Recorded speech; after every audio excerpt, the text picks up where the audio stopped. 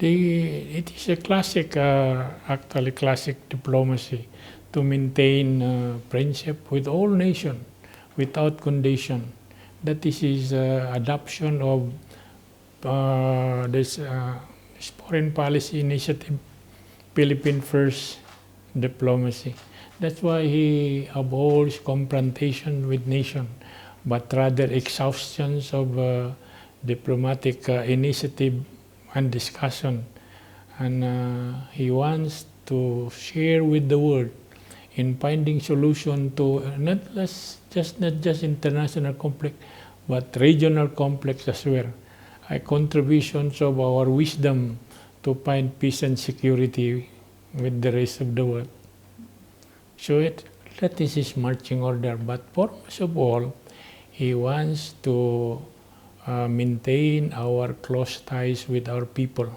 His commitment to protect, to serve, and to assist all our people abroad, especially those distressed Filipino workers.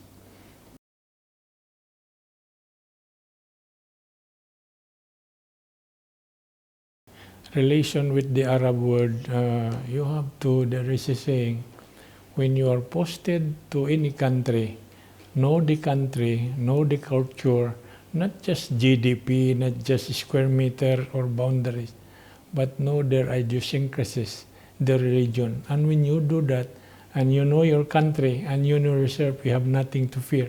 That is to paraphrase The Art of War by Sun Tzu.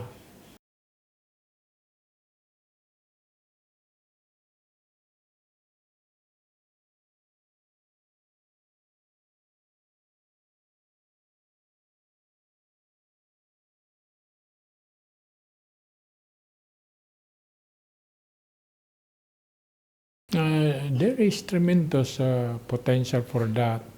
Of course, in relation to other Arab countries, they have rich resources, rich in oil and others. That's where most of our people are concentrated there. But here in Jordan, you have to look at it, the strategic importance on the basis of location and the attachments made by the Arab world to Jordan. If you look at Jordan, they have no oil resources, but the Arab look at this leadership, His Majesty, as a great descendants of Prophet Muhammad, with reverence and respect. That is an ace factor for Jordan. For the Philippines, if you look at the cases of Filipino workers, it is a very good a second home for our workers with less problem, lesser problem. Meaning the people are good, the people are honorable people, and then that look upon our workers also with respect. So that is a plus factor for Jordan. As I said earlier, the strategic points of pivotal in our evacuation in terms of crisis. That is the importance of, and in relation to our Mindanao problems before, Jordan always hold a greater respect for our problems in Mindanao.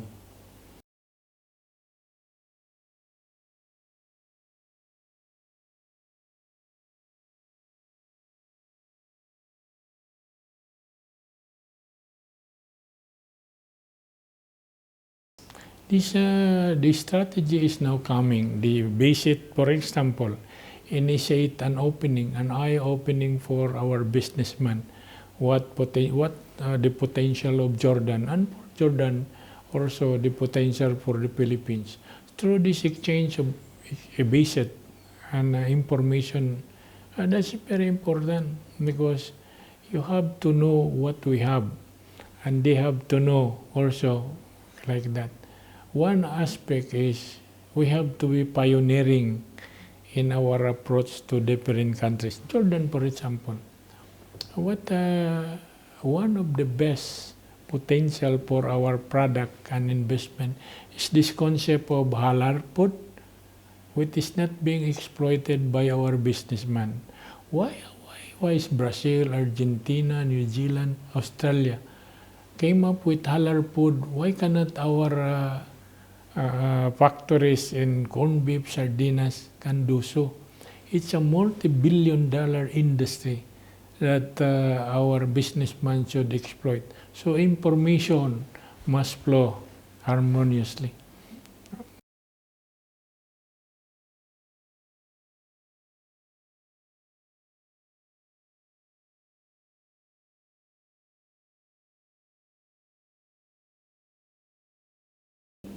I expect some positive one. For example,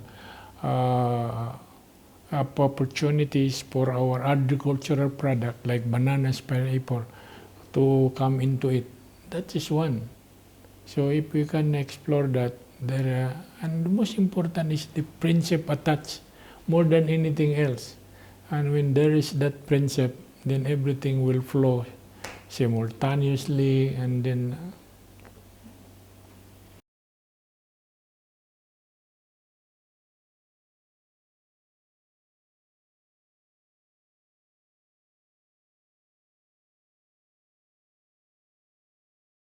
the Philippines is one of the greatest biggest supplier of seafarers all around the world.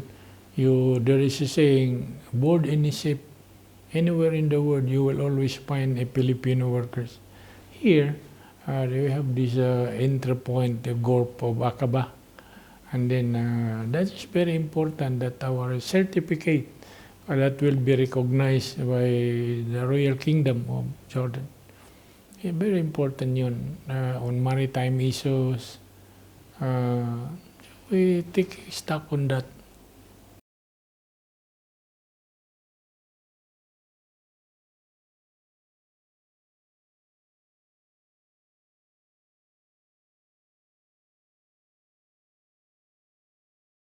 If you recall, the Philippines and Jordans were the pioneers in forging an agreement regarding protections of workers. And I am told that the quality template versus what we are supposed to sign now is much, much better than what is being agreed upon with Kuwait. For instance, the access to internet and cell phone is now built into our new agreement. And then our domestic helpers will be allowed to cook their own food. And then religious tolerance, they are allowed to free and then exercise their religious belief for our people. Wala yang sa iba, and they're given free time with a polyfeed for their weekly 3 hours outside the regular hours. And in terms of abuses, Jordan is a very, very much in terms of percentage, a very very friendly nation versus without saying any country who, but in comparison to the rest of the neighboring countries.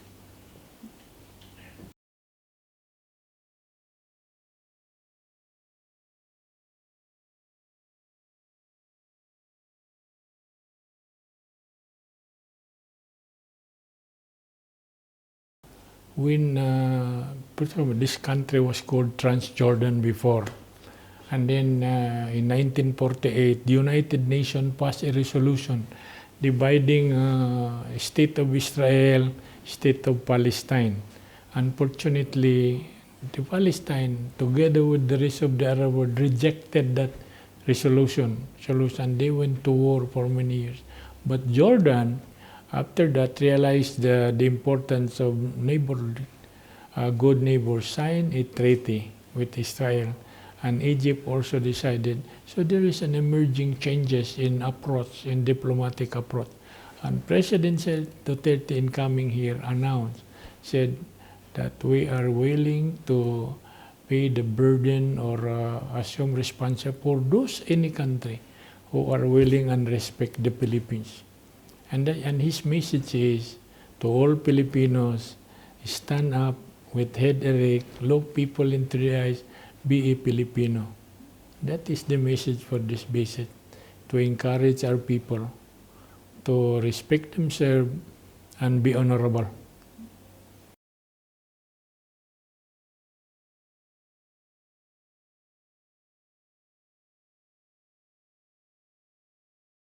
Yes, that's very important because there is a new enemy today, global enemy, and that is radicalism, extremism, and it's creeping slowly into the Far East. And Jordan is one country also that will not allow such. And Philippines will depend upon the cooperation, assistance, military terms, joint training. And I heard there is a discussion for donations of helicopters, but something for our leadership to pursue. But hopefully it will come to materialize. And in addition to that, much further cooperation will be undertaken, which is more meaningful and for our country.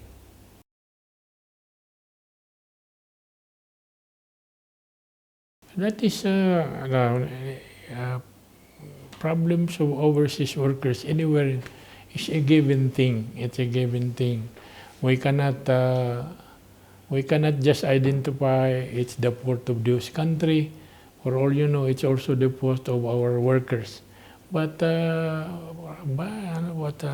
a bigger scale, the problems here in Jordan is much lesser comparatively with others. Tolerable and manageable. We have good lawyers and under our polo, under our embassy. They are always there to guide them, to protect them. So it's just a question of leadership, attention to the workers. Do not be remiss in your to extend all maximal cooperation. No let up yan. The problem is always there.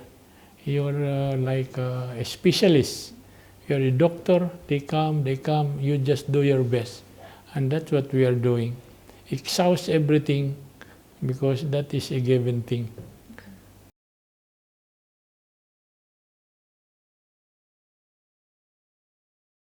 Do you believe in destiny? The president said, I became president because it's the will of God. So I will pursue because they said, "Que sera, sera." What must come will come. What will not come will never come.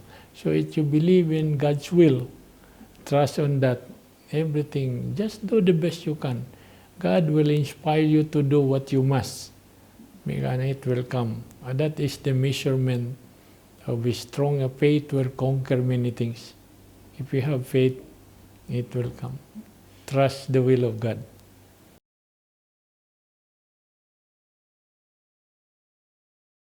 Okay, our assurance to the Filipino people here that our embassy is always ready to help them at any time. At any time, we have what's this action officers. At any time they can call, and then we have a polo office staffed with dedicated labor officials, not just but even psychological and material ready to help. But there is a limit to what we can do. They must share with us. They must share with us in that responsibility. That's the best assurance we can get. Anytime we are ready.